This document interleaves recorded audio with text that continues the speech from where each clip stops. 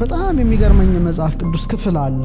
ለምሳሌ እግዚአብሔር 90ውን እኔ ልሸከምላችሁ ግድ የለም 10ዋን ተሸከሙ። እኛ ደግሞ ኖ ግድ የለም እኛ 90ውን እንሸከም 10ዋን ነው ላንተ የምናሸክመው። ኦኬ ኮንቲኒው። አትጨነቁ ስለምትበሉ ስለምትጠጡት አትጨነቁ። ጀስት የሰማይ ወፎችን ተመልከቱ። ከምግብ ጋር ተያይዞ ከልብስ ጋር ተያይዞ ምድረ በዳ አበቦችን ተመልከቱ። ይሄ ጥረግረ ብላ የሚለውን በጣም አድካሚ ሆነን ወደ ቀኝ እንዳናዘነብል ሆነን 90%ን ተሸክመን መንገዳገድ ግዴታችን ሆነ ማለት ነው። እንደ አሳማ ጭቃ ውስጥ ከመርመጥመጥ የንስር ክንፍን ገንዘብ አድርጎ መብረር እየተቻለ እግዚአብሔር ላበርክትላችሁ አስራቴን ስጡኝ ይላል። እግዚአብሔር ቸግሮት አይደለም፣ እኔ በራሴ ህይወት ያየሁት ነው። ዊትነስ ነኝ። ይሄ ማለት ብሌሲንግ ይባላል። ተጨነቁ አትጨነቁ ያለን መስመር አለ። አትጨነቁ ካለ አልጨነቅም፣ ተጨነቁ ላለው እጨነቃለሁ። ጥበብ ታሳልቃለች እንጂ አታልቅም። ከመጥበብ መጠበብ ከጠብ ጥበብ ይበልጣል። በጣም ለየት ያለ ነገር አመለካከት አለኝ ስለ ጊዜ። የሌላውን አላቅም፣ ስለ ራሴ ጉዳይ ነው ማወራው። አንዳንድ ሰው ጥቂት ዓመት ኑሮ ብዙ ልምዶች ይኖሩታል። አንዳንዱ ረጅም ዓመት ኑሮ ጥቂት ልምዶች ይኖሩታል። ለምሳሌ የ3 ዓመት ሕፃን ቅዱስ ቂርቆስ ታወቀ። ቅዱስ ቂርቆስ ትልቅ ገል ተጽፎለታልና የኖረው ዓመት 3 ዓመት ነው። እንዴት ሊሆን ቻለ ያለሽ? አንዳንድ ሰው ደግሞ 90 ዓመት ኑሮ የህይወት ታሪኩን ሲሞት ለመጻፍ 1 ገጽ በግድ ምን ብለሽ ትጽፊለታለሽ? አቶ ገሌ በዚህ ዓመተ ምህረት እዚህ አካባቢ ተወለዱ፣ አደጉ፣ እድሜያቸው ለትምህርት ሲደርስ ተማሩ፣ አገቡ፣ ወለዱ፣ ሞቱ። ምንድን ነው ታዲያ? 1 ገጽ አይሞላም ህይወታችን ማለት ነው? እንዴት ሊሆን ይችላል? የተገቢ ነው ብዬ አላምንም። ሰዎች ለ1 ገጽ ኑሮ ምድር ላይ ለምን ይመጣሉ? አንበሳው ከዚህ በተሻለ ቢጻፍለት ታሪክ አድኖ ነበረ፣ አንድ ጫካ አቋርጦ ነበረ። የአንበሳ እንኳን ታሪክ ከጻፈ ሰው እንዴት 1 ገጽ ማትሞላ ህይወት ሊኖር ይችላል? ስለዚህ ምድር ላይ የኖረበትን ዓላማ አልተረዳም ማለት። ለምሳሌ ትልቅ ቫልዩ የምንሰጠው ገንዘብ ነው፣ ግንዛቤን ሳይሆን ገንዘብ ነው። በምድር ላይ እንዳለ ሰው ሁሉ ነጭ ላቡን ያለበስኪ የሚኖረው ገንዘብ ነው። ኦኬ ጥሩ ነው፣ ሰው ገንዘብ ያገኝ ማለት አይደለም። ግን ገንዘብን በህልምሽ ታስቢዋለሽ? አታቂው። ይኑርሽ አይኑርሽ አታቂው። የቀን መገልገያ ነው፣ የሌሊት አይደለም ነው። ኦኬ ስለዚህ ሰው 70 ምናምን ዓመት ቢኖር 8 ሰዓቱን በእንቅልፍ በቀን ያሳልፋል። አጠቃላይ ኦልሞስት 30 ምናምን ዓመት ይተኛል። 40 ምናምን ዓመት ነው ምድር ላይ የሚኖረው ነቅቶ ማለት ነው። ሰው እድሜ ዘመኑን ገንዘብ ለማግኘት ከኖረና አካውንት ውስጥ 5 ሚሊዮን ብር ይኖር በትንሹ ወይም 10 አጆን ነው እንዳያመጣጡ ያ ሰው ከዚህ ዓለም ይለያል ነው። ሲለይ የለፋበት ነው መነገር ያለበት አይደል? ለምን ህይወት ታሪኩ ላይ 10 ሚሊዮን ብር ባንክ ውስጥ አስቀምጦ ሞታ ይባላል? ምን ያህል እዛ ላይ ሲቆም ቆመ ነው። ህይወት ታሪካችን ውስጥ እንኳን ሊገባ አይችልም። ሰው ለዚህ ብቻ አልነበረም መፈጠሩ ነው። ዛሱ አይኔ ሁልጊዜ የዓለሙ ሳይንስ ተምረነዋል፣ ግን ችግሩ ግራ ብሬናችን ነው አክቲቬት የሚያደርገው። የተፈጠርንበትን ዓላማ ስለሚያስረሳን ለቁስ ነው የተወለድነው፣ ለቁስ ነው የምንኖረው፣ ለቁስ ነው የምንሞተው። ስፒሪቹዋል ዓለም አክሰስ ስለማናደርግ ታሪክ የለንም። ከእድሜ ይልቅ የህይወት ኤክስፒሪየንስ ብዙ ነው አልኩኝ። ራሴን ወከየ ነው የምናገር። ይሄ ዳሴን ከንቱ ምናምን አይደለም። ለምሳሌ 16 በላይ ሀገሮች አይቻለው፣ 29 መጽሐፍ ጽፍ ያለው፣ በረሃ ውስጥ በመርከብ ውስጥ በአየር ላይ ብዙ ነገሮች ላወራልሽ እችላለሁ። የህይወት ታሪክ አውራ ብባል ከኖርኩበት እድሜ የሆነ ነገር ፈጥኗል። ኦኬ እዚህ ላይ ቆም ብዬ አስባለሁ ነው። ለምን ይሄ ሆነ ብዬ ሳስብ ጊዜ አንጻራዊ ነው የሚለው መልስ እኔ ላይ ይመጣል። ለምሳሌ ገንዘብ ይበረክታል። እንዴት ይበረክታል? አስራት፣ ሰዎች አስራት ይሰጣሉ ነው። እግዚአብሔር ላበርክትላችሁ አስራቴን ስጡኝ ይላል አይደል? እግዚአብሔር ቸግሮት አይደለም፣ ሞር ሳምቲንግ አይደለም። ስትሰጪ ይትረፈረፋል ነው። አታቂውም ሲትረፈረፍ ድንገት ይመጣል። ለምሳሌ እኩል ደሞዝ እኔም አንቺም እናገኛለን፣ ኦርኔና አንቺና ሌላ ያንቺ ተርፎሽ ይዛኛው ደግሞ ወዲያው ቡን ይላል። ምንድነው ቡን ያደረገው? አንዳንዱ ደግሞ ሰጥቶት አያልቅም። ይሄ ማለት ብሌሲንግ ይባላል፣ በረከት። በጣም ሰዎች ገንዘባቸው እንዲባረክ ብቻ ነው የሚመኙት። ጊዜም ባርከው አልፋ እግዚአብሔር ሆይ ጊዜም ባርከው ካልሹ በጣም በጥቂት ጊዜ እጅግ ብዙ ስራ ሊያሰራሽ ይችላል። በቃ እኔ በራሴ ህይወት ያየሁት ነው። ዊትነስ ነኝ፣ አንድ ምስክር ነኝ። ለምሳሌ በጣም የሚገርመኝ መጽሐፍ ቅዱስ ክፍል አለ። ሐዋርያት ክርስቶስ ሳይጠራቸው በፊት የተለያየ ሙያ ያላቸው ናቸው። ለምሳሌ ታክስ የሚሰበስባል ማቴዎስ፣ እነ ጴጥሮስ እና ዮሐንስ አሳ አጥማጅ ናቸው። ሌላም እነ ቶማስ የግንብ ስራ ወዘተርፈ፣ ሉቃስን ብትዩ ሐኪም ነው። የተለያየ ሙያ ናቸው ነው። ሰው ይጠራቸዋል። ሲጠራቸው ህይወት ተለወጠ። ያቺ ሞመንት የህይወት ቁልፍ ትለወጣለች። ምንድነው የሆኑት? ሱፐርናቹራል ነገርን ኤክስፒሪየንስ ማድረግ ጀመሩ። ምሳሌ እንዳይረባቸው ህብስት በርክቶ ይበላሉ። በቃ ቀረለ ማለት ልፋት ቀረለ ነው። በጣም ትልቅ ጉዳይ ነው ማወራው። አሁን እንደውም እስካሁን ካለው ለኔ ትልቅ ጉዳይ ነው ይሄ ብናገረው። ውሃው ወይን ይሆናል።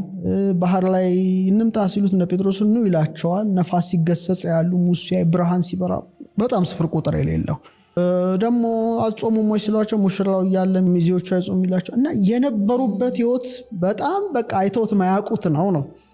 ከስቅለቱና ከትንሳኤው በኋላ ጥቂት ሲለያቸው አሳ ለማጥመድ ሌሊቱን ሁሉ ይታገላሉ ነው። የትግል ህይወት ነውና ዓለም ለኔ እንደዛ ሌሊት ሆኖ የሚታየኝ ዳይሜንሽን አለ። ትግል አሳ ግን የለም። መታገል አሳው ግን አይገባ። በኋላ ንጋት ላይ ወደ ውሃው ዳርቻ ጌታ ይገለጻል። ንጋት ራሱን ችሎ ትርጉም አለው እና መረቡን በቀኝ በኩል ጣሉ ይላቸዋል። እና በቀኝ በኩል ሲጥሉት 153 ትልልቅ አሳዎች ተያዙ። የቀኝ መንገድ በጣም ቀላል አይደለም። ግራ ሌላ ነው፣ ሌፍት ልፋት ነው፣ ቀኝ ራይት ነው። አሳውን ደግሞ ጠብሰን እንበላለን እናዘጋጃለን እንዳይሉ ሌላ የተጠበሰ አሳ ማን እንዳዘጋጀው የማይታወቅ ህብስት አለ እና ተለወጠ ነው። ኦኬ ያ ከሆነ ሰዎች ስጋዊ ማንነታቸውና መንፈሳዊ ማንነታቸው ማዋሃድ ከቻሉ በዚህ ልዕልና ደረጃ አሉ። አሁን ግን እየተከተልን ያለነው የግራውን መንገድ ነው። ለምሳሌ እግዚአብሔር 90ውን እኔ ልሸከምላችሁ ግድ የለም 10ዋን ተሸከሙ አይነት ነው።